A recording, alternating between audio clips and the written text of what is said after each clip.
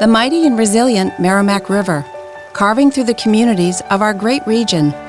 My name is Linda Lorden, proud president of Merrimack County Savings Bank, and like the river that serves as our namesake, we're a constant yet ever-changing presence. Because to us, it's bigger than banking.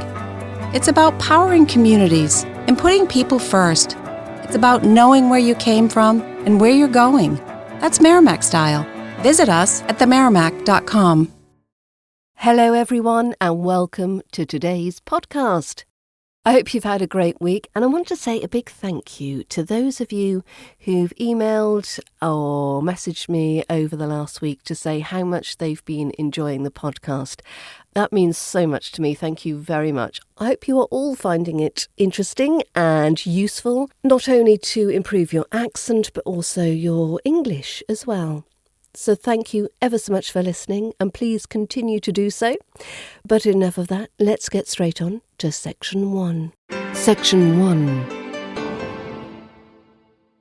Okay, so this is a bit of an unusual way to start off the podcast this week.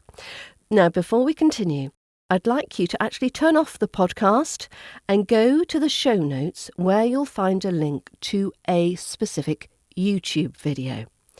Now, this video is of a comedy sketch from the BBC. It's fairly old, but I think still funny. I would play it here, but I'm not sure about the copyright implications, so please do visit the YouTube site and watch it there and enjoy. Now, what you're looking for here, it's the final joke or the pun which I'd like you to focus on, but please do watch the complete sketch if you've got a spare couple of minutes. And I'll explore this pronunciation pun in Section 2. So, before we go any further, go to the show notes, click on the YouTube link, and I'll see you back here in a few minutes. Section 2. Well, I hope you enjoyed the comedy sketch. Now, as well as providing a little light relief, it serves as a reminder of the different British English pronunciation of the X sound. Now, the punchline plays on the mispronunciations of this sound. Now, if you're new to learning the RP British English accent, you may not be aware that the X sound can be pronounced in different ways. There's the voiceless way, which sounds like ks, ks, and the voiced way, which has a gz, gz sound. Now, as a general rule, we use a ks sound when the next sound in the word is a consonant sound. So we hear it in accept, exceed, exceed, exterior, ks sound. Now, the gz sound is used if the next sound is a vowel sound. So we hear it in words like exam, exam, exact, exact, exude, exude. Can you hear and feel the difference as you say the different sounds? So it's ks, gz, accept, exam. Now, if you need more guidance with this pronunciation, and of course all the other different RP British accent sounds, you'll find Course 1, which is the RP British accent pronunciation, in my British accent bundle, helpful. So go to learningbritishaccent.com/bundle and you can get the course there. So, to go back to the joke in the sketch, the X sound should be a X for Xbox, not Gz, as in eggs. Sorry, it really ruins the joke. But have an excellent day. So is this a X or a Gz sound? Have an excellent day. Section 3.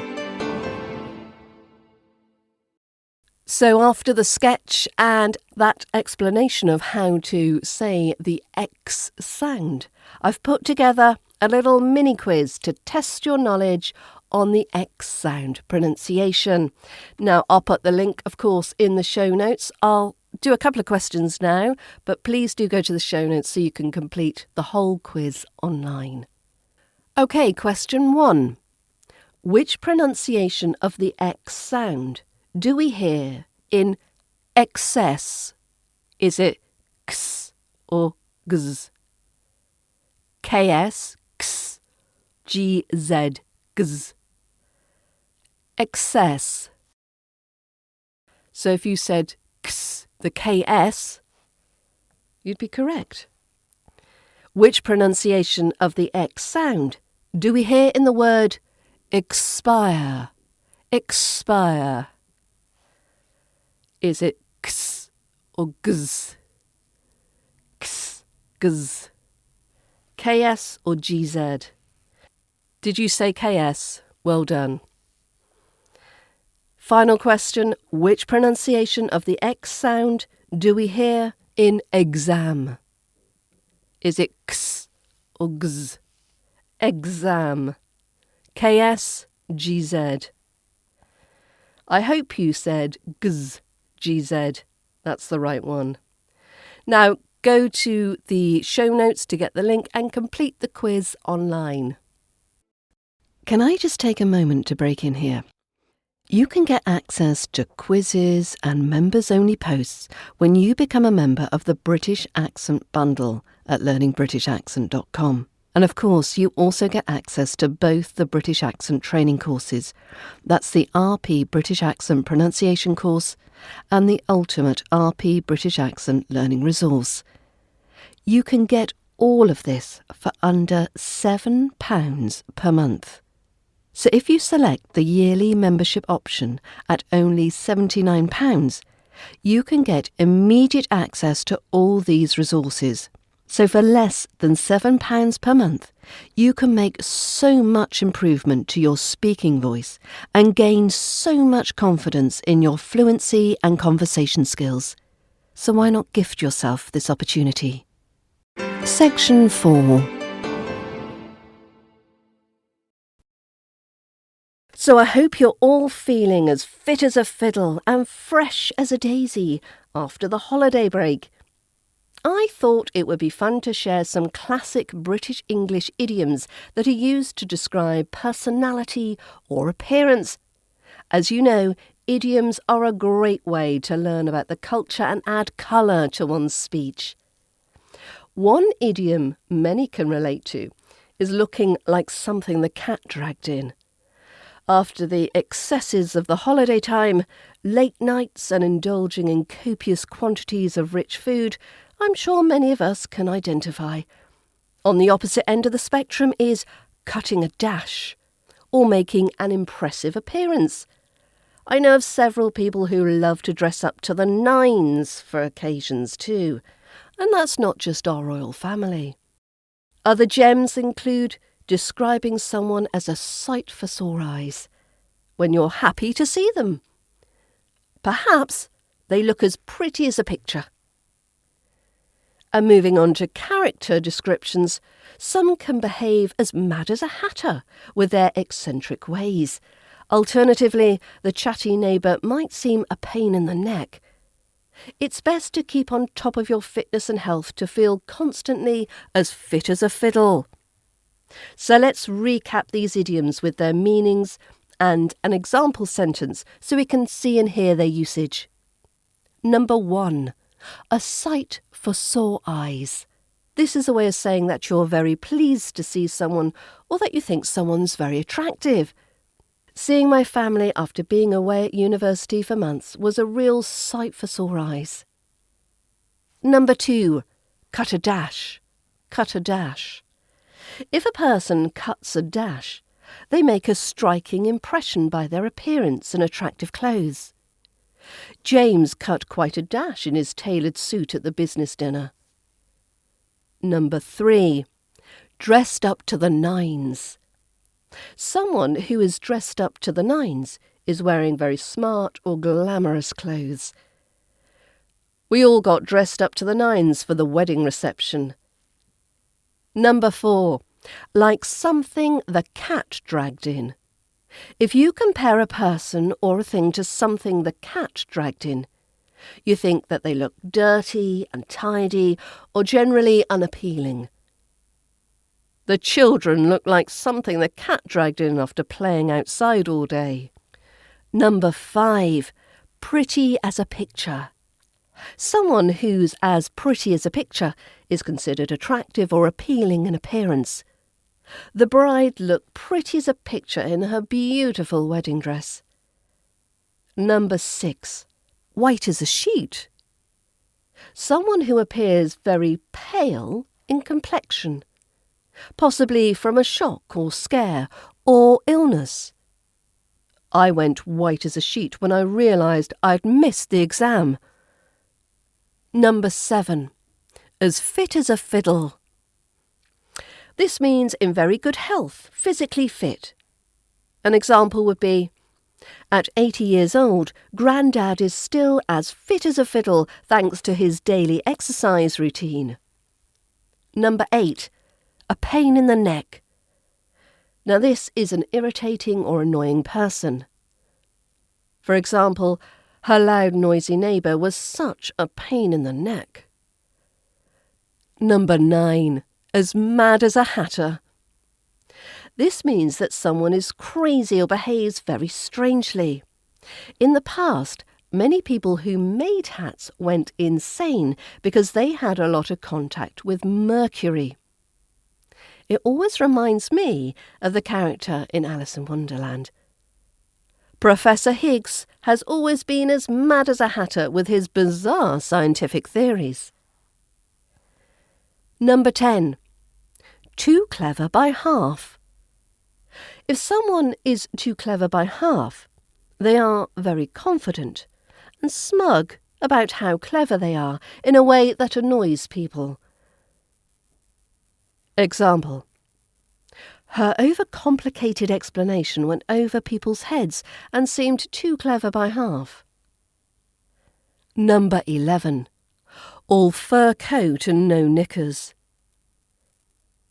Now, we'd use this if someone who appears attractive but lacks depth or intelligence is very superficial. An example could be, his flashy car and fancy clothes were all fur coat and no knickers. He was skint underneath it all. Number 12, fresh as a daisy. Someone who is lively and attractive in a clean, fresh way. John bounded out of bed, fresh as a daisy, every morning, full of energy. So I hope these idioms have given you a glimpse into British colloquial language. Being able to use these idioms confidently will really help you to sound like a local.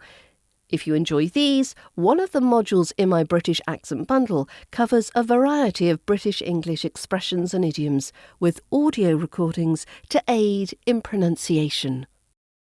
Section 5. So I hope you enjoyed learning the idioms used to describe a person's character or appearance. So why not test your knowledge by taking the quiz? Again, I'm going to put the link in the show notes so you can continue the quiz online like before. I'll start asking a few questions here, but do feel free to click on the show notes, click on the link, and complete it at the website. So question 1. When you say someone is a sight for sore eyes, what does it mean? A, they have sore eyes. B, they are very attractive or pleasing to see. Or C, they need glasses. A, B, C. Did you say B? Well done. Question 2. What does it mean if someone cuts a dash? A, they are in a hurry. B, they make a striking impression with their appearance and clothes. Or C, they are good at cutting things. Of course it's B. And finally, if someone is dressed up to the nines, what are they wearing? Is it A, very smart or glamorous clothes? B, casual clothes? Or C, 9 layers of clothing? Well, 9 layers of clothing is very tempting, but I'm going to go for A, very smart or glamorous clothes.